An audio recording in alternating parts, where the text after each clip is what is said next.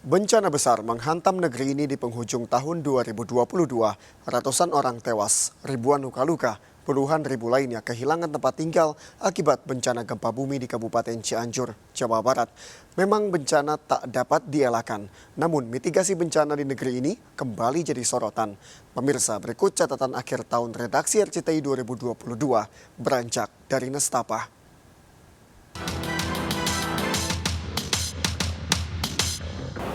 Di penghujung 2022, gempa magnitudo 5,6 mengguncang kota kecil di Jawa Barat, Cianjur. Pusat gempa di daratan dan termasuk gempa dangkal serta kombinasi tanah aluvial mengakibatkan kerusakan masif di kota yang menjadi salah satu lumbung padi di Jawa Barat. Hingga 2 Desember, 331 orang meninggal dunia. Sementara ribuan jiwa tersebar di pengungsian. Keadaan korban. Siang itu menjadi momen tak terlupakan bagi sebagian besar warga Kabupaten Cianjur, Jawa Barat. 21 November 2022, tepat pukul 13.21 siang, tanah tiba-tiba berguncang keras. Bangunan-bangunan berderak, selimut abu menyelimuti udara. Apa yang terjadi sesudah itu sungguh memilukan hati. Teriakan-teriakan memohon pertolongan, erangan kesakitan, tangis pilu kehilangan, seolah bersahut-sahutan.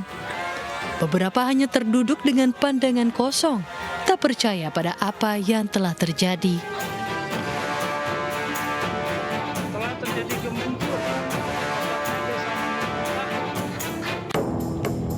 Bencana gempa melanda Kabupaten Cianjur, Jawa Barat. Tengah hari, ketika warga sedang beraktivitas. Saat mereka tengah menjalani keseharian tanpa prasangka apapun.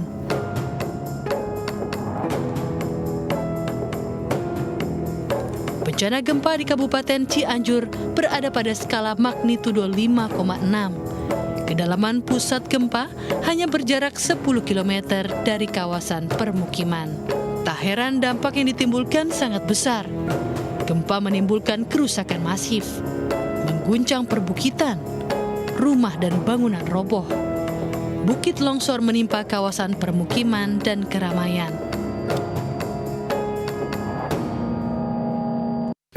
Korban tak terelakkan. Ratusan orang tewas, tertimpa bangunan, tertimbun material longsor. Jumlah warga luka pun mencapai ribuan. Puluhan ribu orang terpaksa mengungsi. Kehilangan orang korban gempa Cianjur. Keluarga mereka yang dicintai pergi untuk selama-lamanya. Bukan hanya itu, penderitaan yang harus ditanggung. Tak sedikit yang bahkan tak dapat menemukan jasad keluarga mereka. Beberapa korban tertimbun puing bangunan. Nasib Cianjur lagi dilanda gempa, termasuk desa Padaliu, Kecamatan Cugenang, yang sekarang banyak musibahnya dari banjir, gempa, banyak rumah-rumah lah yang roboh. Sekarang lagi evakuasi warga yang lagi ada di dalam yang terjepit. Alhamdulillah 2 orang udah bisa keluar. Dan sekarang lagi diusahakan supaya korban bisa dikeluarkan dari tempatnya ini. Korban lainnya terseret dan tertimbun material longsor. Kalau menurut saya itu istri misalnya dianya pakai baju gamis hitam sama kerudung hitam. Berarti yang hilang siapa Pak sekarang? Yang masih belum ditemukan? Yang belum ditemukan anak. Usianya berapa Pak?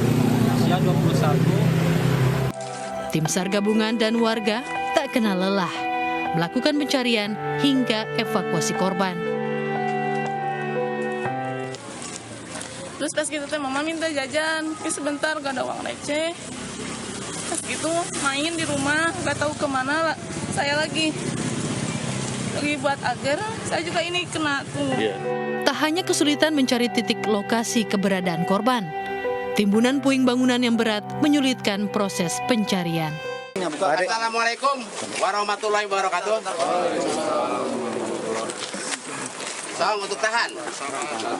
Kami dari gabungan tim rescue menyerahkan jasad yang telah kami temukan untuk dimakamkan. Masa tanggap darurat pasca gempa bersamaan datangnya dengan musim penghujan sehingga evakuasi dan penanganan korban cukup sulit. Tim SAR gabungan menghadapi tantangan dan kendala dari alam.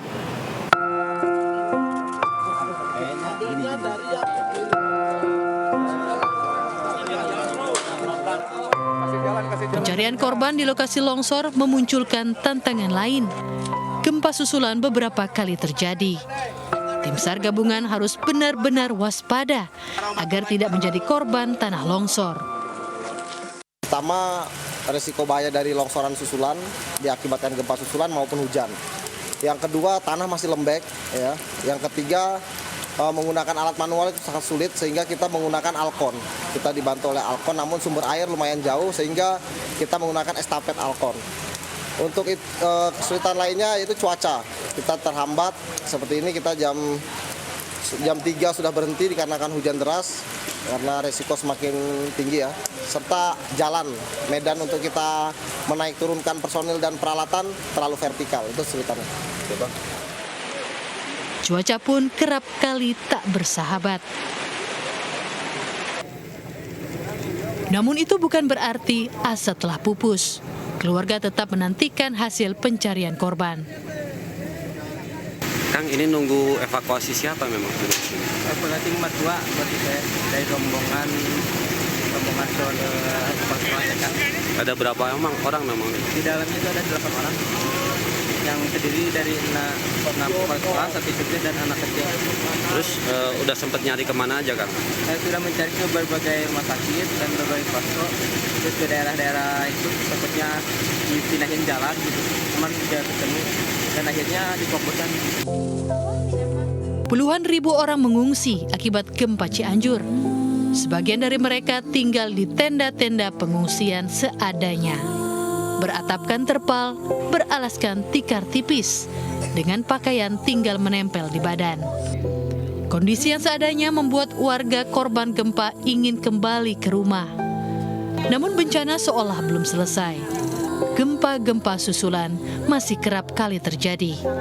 Kadang tak dapat dirasakan indera manusia, namun cukup untuk menggetarkan jarum seismograf, menandakan warga harus tetap waspada.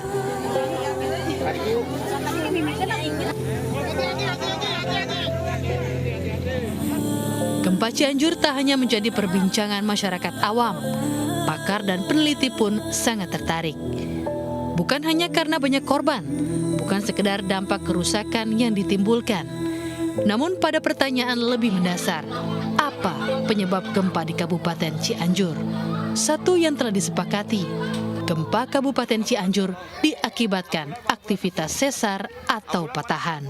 Bahwa sesar ataupun patahan adalah suatu area atau zona lemah yang bisa menjadi sumber gempa bumi ya. Hingga akhirnya peneliti BMKG mendapati gempa Kabupaten Cianjur disebabkan oleh keberadaan sesar atau patahan baru. Namun seiring waktu data-data kami dapatkan dari survei langsung ke lapangan dan juga jumlah atau sebaran dari gempa susulan itu menunjukkan karakteristik dan juga geometri dari kejadian gempa Cianjur berbeda dengan sistem pencesaran yang ada di Cimandiri tadi, sehingga kami berpendapat bahwa kejadian gempa Cianjur itu disebabkan oleh sesar baru yang kami namakan sesar Cugenang gitu.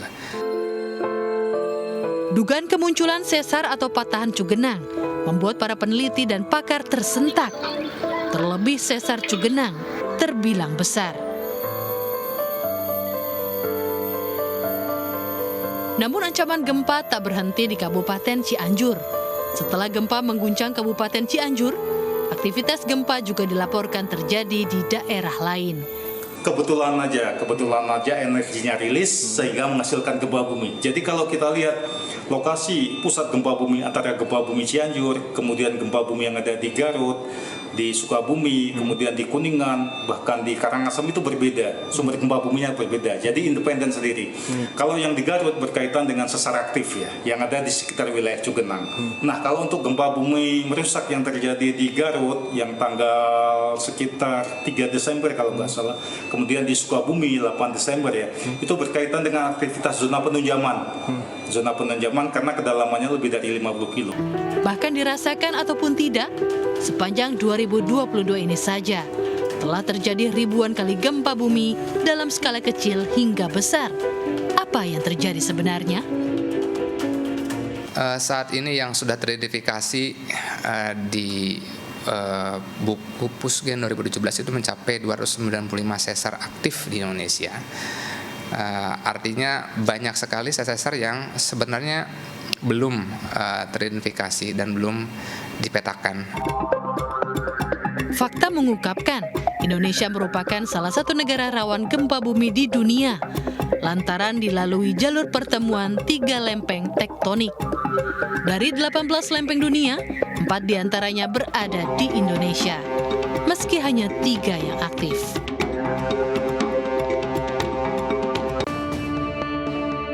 Namun mitigasi bencana gempa bumi di negeri ini seolah jauh panggang dari api.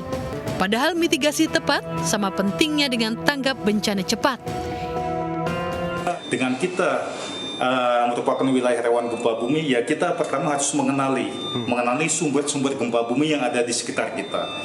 Kemudian setelah itu kita mengenali potensi-potensi bahaya gempa bumi apa. Misalnya bahaya guncangan, kemudian bahaya adanya rupture ataupun sesar yang di mana dia merobek sampai ke permukaan seperti ada di Palu tahun 2018. Kemudian bahaya ikutan.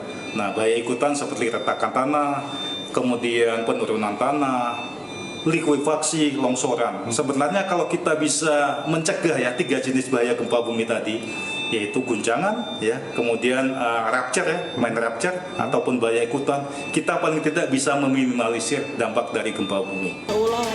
Ini menunjukkan mitigasi bencana gempa sangat diperlukan di Indonesia.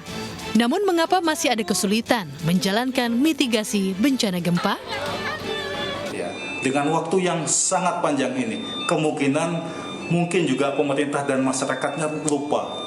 Sehingga ketika terjadi guncangan gempa bumi sampai 8 MMI yang kemarin terjadi, itu mereka tidak siap. Jadi bagaimanapun upaya mitigasi harus ditingkatkan dan itu harus jalan dengan penata ruang maupun penguatan regulasi kebencanaan yang ada di daerah-daerah. Ratusan nyawa menjadi korban berbagai tragedi dan bencana di 2022. Tragedi kemanusiaan, Kanjuruhan, dan gagal ginjal menjadi catatan buruk bagaimana kesalahan prosedur bisa merenggut banyak nyawa, terutama anak-anak. Ratusan nyawa lainnya juga menjadi korban pada gempa Cianjur di penghujung tahun 2022. Sementara hampir 100 polisi terseret kasus yang menjerat Jenderal Bintang 2 Polri, Verdi Sambo. Kasus kematian Brigadir Yosua menjadi catatan kasus hukum terburuk di 2022. Bagaimana seorang Jenderal Bintang 2 Polri bisa merencanakan pembunuhan terhadap ajudannya sendiri dan menyiapkan skenario jahat untuk meloloskan dirinya dengan mengkambing hitamkan bawahannya. Ratusan nyawa yang hilang menjadi bagian dari catatan penting di 2022.